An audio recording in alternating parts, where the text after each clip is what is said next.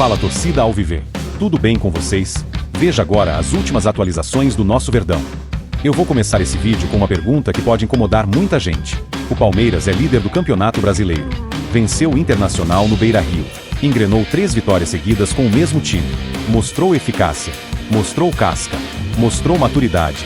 Mas mesmo assim, o assunto da semana não é a liderança. O assunto é uma frase. Estou feliz com a contratação da presidente, mas está difícil para ele entrar no time. Quando Abel Ferreira fala isso sobre o maior reforço da temporada, isso é apenas coerência técnica? Ou é um recado político? Existe ruído entre Abel e a diretoria? Ou existe apenas interpretação exagerada da imprensa?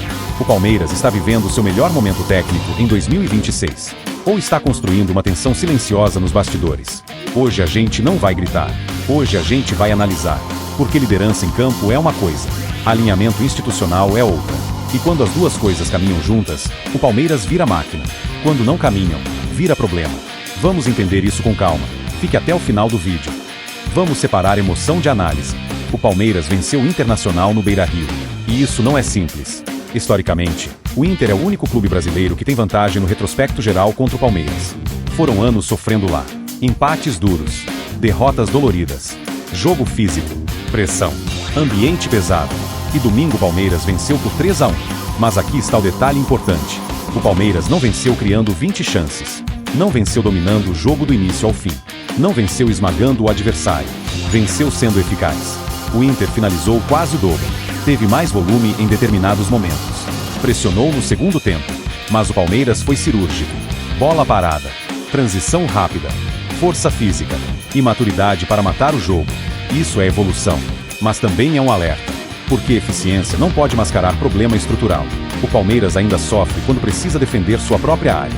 Ainda deixa o adversário finalizar demais. Ainda depende muito do equilíbrio Marlon mais Andréas para funcionar. Agora vamos ao ponto técnico importante. Pela terceira vez consecutiva, Abel repetiu a escalação.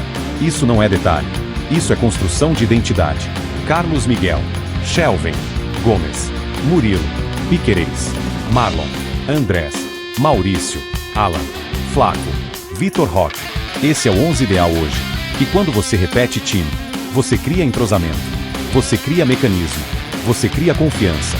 Mas também cria hierarquia. E é exatamente aí que entra Arias. Porque quando um time encaixa, quem chega precisa tirar alguém. E isso nunca é simples. Então deixa eu te perguntar. Você enxerga um Palmeiras consolidando base sólida? Ou um Palmeiras vivendo o melhor momento antes de precisar mexer? Porque a liderança é real. Mas o desafio começa agora.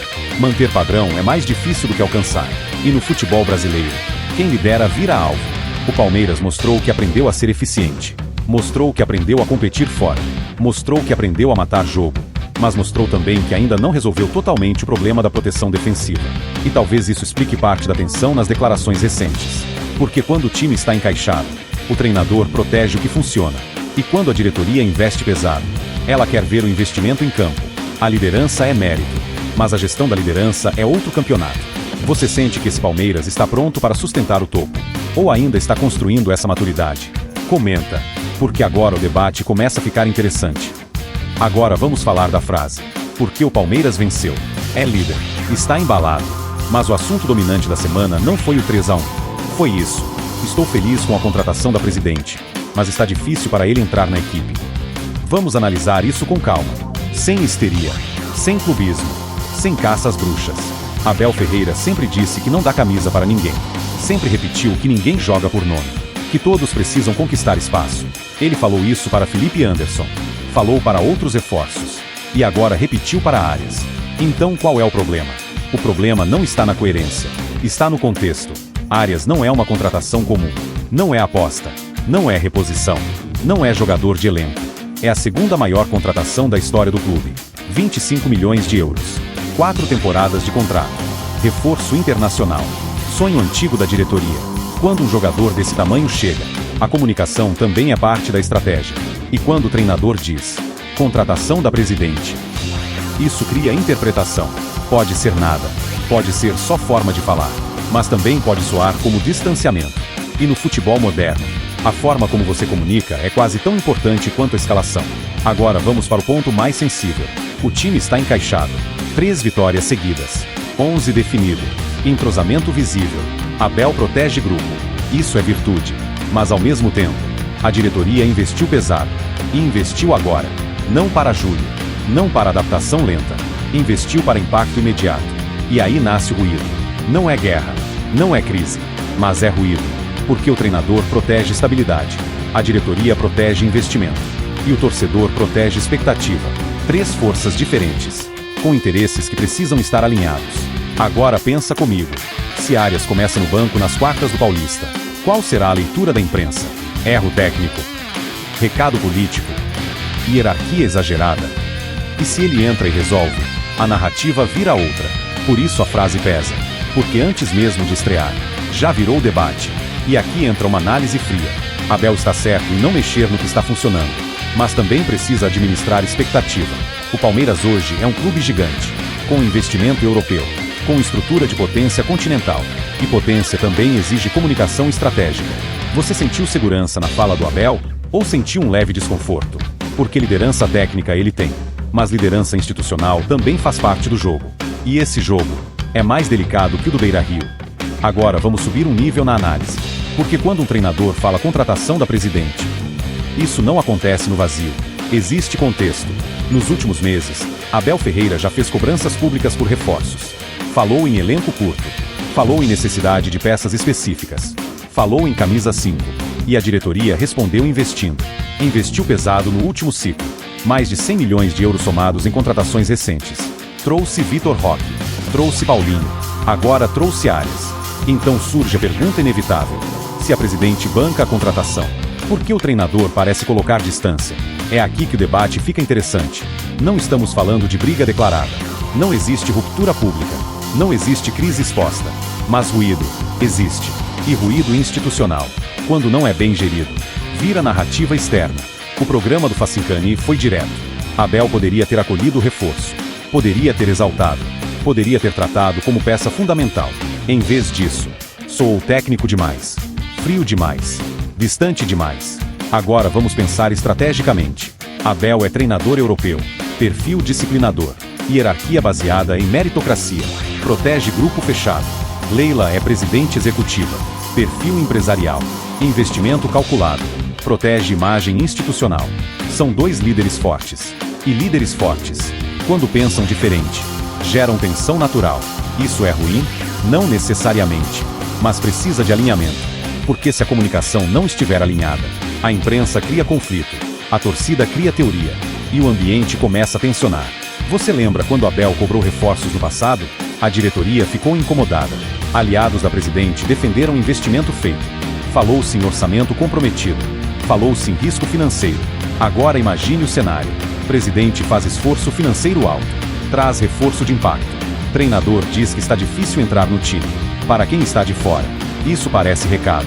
Pode não ser, mas parece. E futebol vive de percepção. Agora vamos colocar o dedo na ferida. Se Arias começa no banco e o time tropeça, quem será cobrado? Se Arias começa titular e o time perde equilíbrio, quem será criticado? Abel precisa proteger desempenho. A diretoria precisa proteger investimento. E o torcedor protege resultado. É um triângulo delicado. E aqui entra uma análise fria. O Palmeiras hoje é um clube bilionário em gestão. Está no top 15 mundial em lucro de transferências. Tem modelo sustentável. Tem estabilidade financeira. Mas estabilidade esportiva também exige harmonia pública.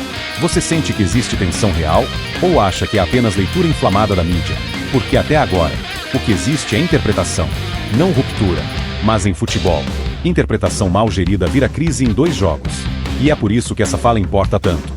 Agora vamos trazer a conversa de volta para o campo. Porque no meio de toda essa discussão política, tem uma verdade que não pode ser ignorada. O Palmeiras é líder do Brasileirão. Venceu o Internacional no Beira-Rio. Algo que historicamente é difícil. Algo que sempre foi pedra no sapato. E venceu sendo eficiente. Não foi um espetáculo técnico. Não foi domínio absoluto. Mas foi um time maduro. E aqui existe um ponto que merece reconhecimento. Abel repetiu a escalação pela 3ª vez seguida. Isso não é detalhe. Durante boa parte de 2025, o Palmeiras parecia um laboratório constante. Trocas, testes, oscilações. Agora existe um 11 base. Carlos Miguel, Kelvin, Gustavo Gomes, Murilo, Piquerez, Marlon Freitas, Andréas Pereira, Maurício, Alan, Flávio, Vitor Roque. Esse time está criando identidade. O Palmeiras passou a jogar mais por dentro. Marlon e Andréas estão organizando melhor a saída. A bola longa deixou de ser única alternativa, mas ainda existem ajustes. A proteção da área continua sendo ponto sensível, especialmente quando o adversário pressiona pelo lado esquerdo. Contra o Inter, foram muitas finalizações. O número assusta, mas poucas foram realmente perigosas. E aqui entra uma palavra que define o Palmeiras hoje: eficácia. Renan Teixeira disse algo interessante: o Palmeiras não precisa de 4 chances. Isso não é sorte, isso é característica. O time do Abel é cirúrgico, é competitivo, é pragmático. Mas cuidado, eficácia resolve jogo, não resolve estrutura. Ainda falta um camisa 5 puro, ainda falta consistência defensiva total, ainda falta saber como Arias vai encaixar nesse time ajustado. E é aqui que o cenário fica interessante. Se Arias entra e eleva o nível, o Palmeiras pode dar um salto técnico. Se ele demora a encaixar, a discussão volta. Se o time mantém sequência, a narrativa de ruído perde força. Se tropeça, a frase contratação da presidente volta com tudo. O Palmeiras está em um momento delicado e promissor ao mesmo tempo. Tem liderança, tem identidade emergente, tem elenco forte, tem gestão sólida, mas precisa transformar momento em consistência. Agora eu te pergunto, você sente que esse é o Palmeiras mais equilibrado desde 2022? Ou ainda vê fragilidades que podem custar caro em jogos grandes? Porque a temporada está só começando, e as camadas estão ficando mais profundas. O Palmeiras vive um momento interessante, líder, eficiente, mais maduro, mas também vivendo tensão institucional, expectativa alta e cobrança natural. É assim que se constrói time grande, sem drama exagerado, sem idolatria cega, sem perseguição. Aqui a gente analisa. Se você gostou da profundidade dessa leitura, curte o vídeo. Se discorda, comenta. Se quer acompanhar essa temporada jogo a jogo, se inscreve no canal e compartilha com aquele amigo que prefere debate, não gritaria, porque aqui a gente fala de Palmeiras com cabeça fria e sangue quente. Avante palestra. Até mais. Dali, o canal da torcida alviverde.